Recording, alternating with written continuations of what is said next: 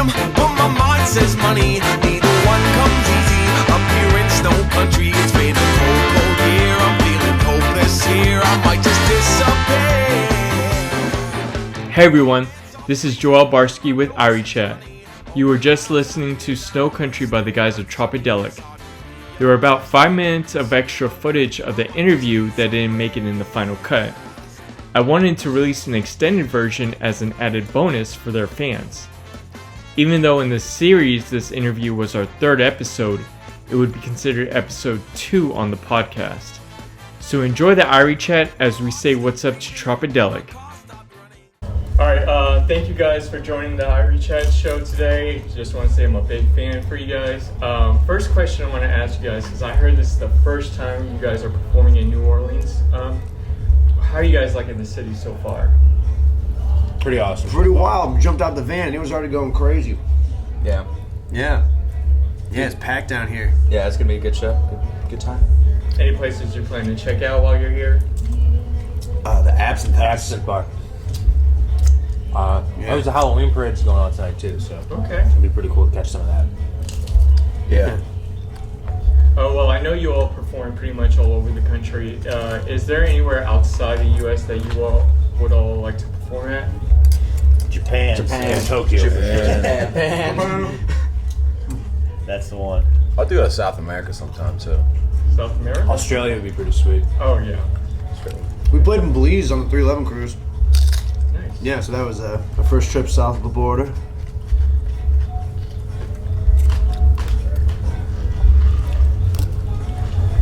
So I recently saw a posting from Nico Bear from Nico and the Medicine People. He had a sash saying "Bride to Be" that he posted on Instagram. So it just got me wondering, what's the weirdest thing that you guys have been thrown on stage to you guys while performing? I've had people throw a bunch of dollar bills at me, and I don't know, it's just like in the moment, and I started like picking them up and ripping off pieces, and I ate like $4 or $5 while performing.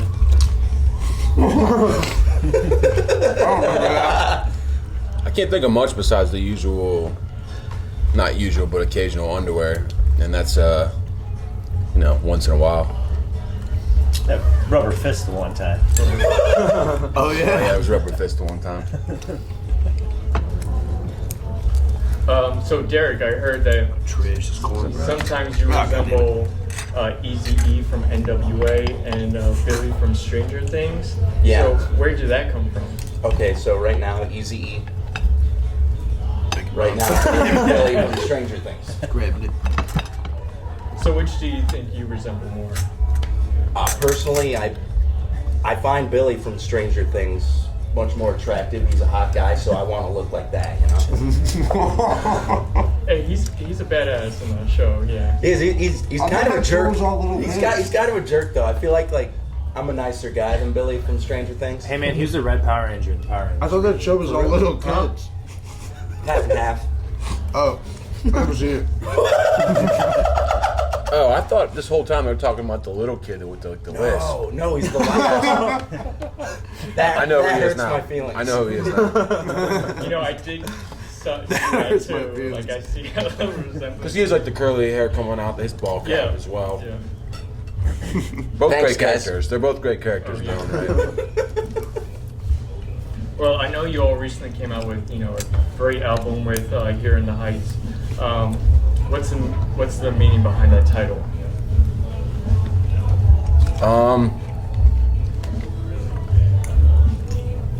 So, I don't like to get into explanations of meanings and stuff too often, but it's sort of a double entendre. We had the angelic figure on the cover, and then also we're from Cleveland Heights, Ohio, so we spend all our time there, here in the Heights, So it's like a double entendre, I guess. But interpret it how you will, by all means, No, it's a great album. I listened to every track, and I noticed that on 6 of those tracks you have various artists featured on it, and which is, from what I counted, the most so far out of all the albums we had. So how is it working with so much great talent on that album? Awesome. Yeah. Yeah, pretty. Voice of a Generation blew me away. Like when Zach Deputy came back, put that vocal line on there, I was just like, okay, that feels good. And then the rest are also just as dope. Wookie Foot killed Icarus. Howie from Ballyhoo said Baby Dick Brigade. Sweet. These are people that are, you know, our friends personally or that we've toured with recently. You know, we don't try to force too much, so it's really just like our friends and people we've made contacts with and connected with. So we try to make it a family affair as much as possible, help each other out, spread each other's audience around, cross promote. So yeah, it was great. You're right though. It's definitely the most we ever had, and some records have none. And I was glad it came together the way it did. Yeah, it's an amazing album. And, yeah, there's like so much talent. It's awesome. Thanks, man. So, are there any artists out there that you haven't collaborated with that you would like to? Riff Raff. Yeah. That's it. Period. Just Riff Raff. I'd like to get down with these guys in Tribal Seeds. Slightly Stupid would be another big goal. Charlie Tuna. Yeah. Yes. So, James, I understand before you joined Tropidelic in 2013, you were part of, sorry, Oh, you Glow Pop Jiggly Jams. sure was. Yeah, we used to open for Trop all the time, actually. So, what's the story behind you joining from them to Tropidelic? We were a wild bunch, and we were all pretty much out of high school and opening for Tropidelic. And then Rhodes called me one day, asked if I played the trombone. I said no. And he asked me if I wanted to learn. So then gave me a trombone, and here we are, I suppose. Derek came back and got right to it. One thing a lot of people don't realize too is that, you know, he's become an integral vocalist in the group.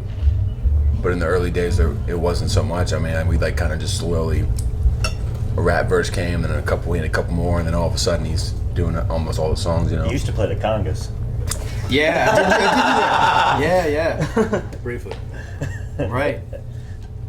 Well, I know you guys meet a lot of random, interesting people on tour. So, who are some of the most interesting people you've met so far? Remember one time we met the guitarist of Whitesnake? In a parking lot at a Planet Fitness. Oh, wow. Working out on his platform. Yeah, there was a boots. guy in like 8-inch platform boots working out in a Planet Fitness. And he came out and he said like all these really inspirational things, like wispy, bleached blonde hair, I don't know, probably 60 years old.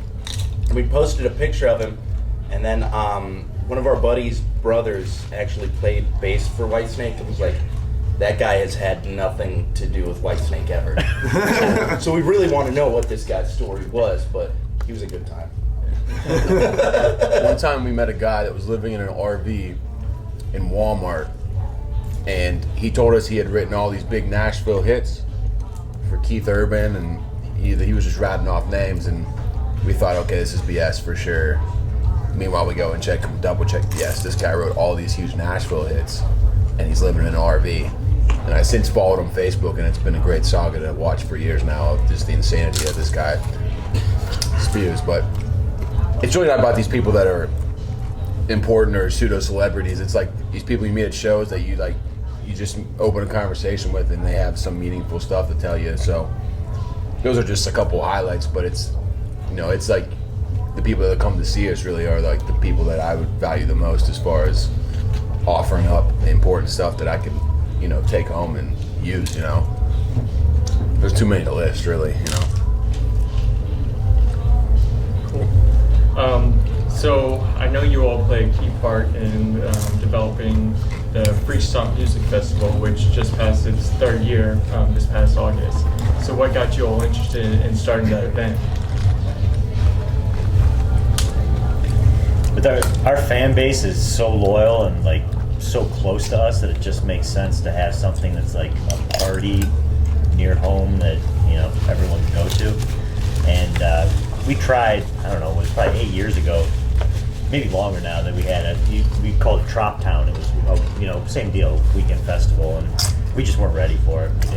We didn't have the know-how, we didn't have the team, we didn't have all that put together yet. So eventually we got back to the point where it's like, okay, we're ready to do this now, and it's. I mean, But that's where they met me. Yeah, that's.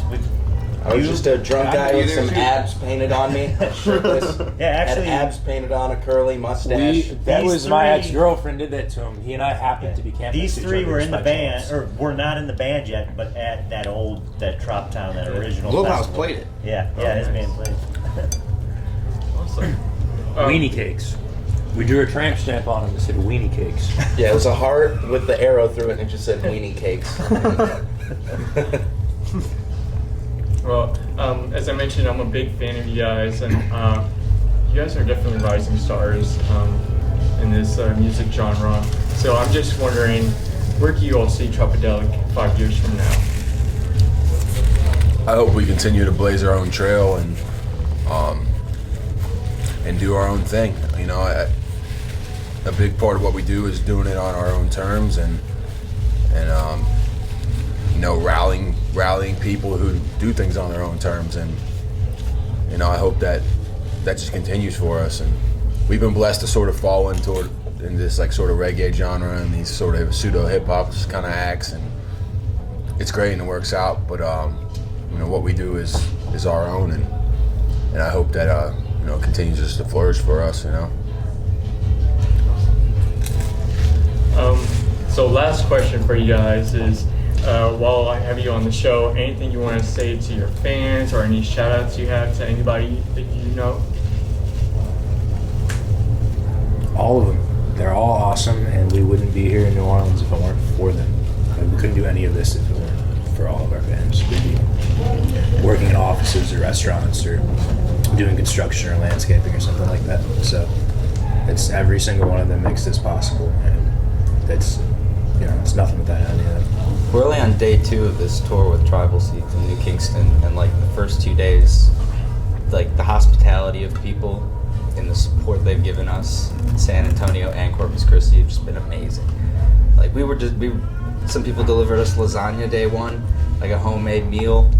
It's just insane what our fans, friends do for us and supporting us to let us do our own thing. It's cool, for sure. I want to shout out Jess, who helps with our fam group on Facebook, and then Dale, who also came in from Florida.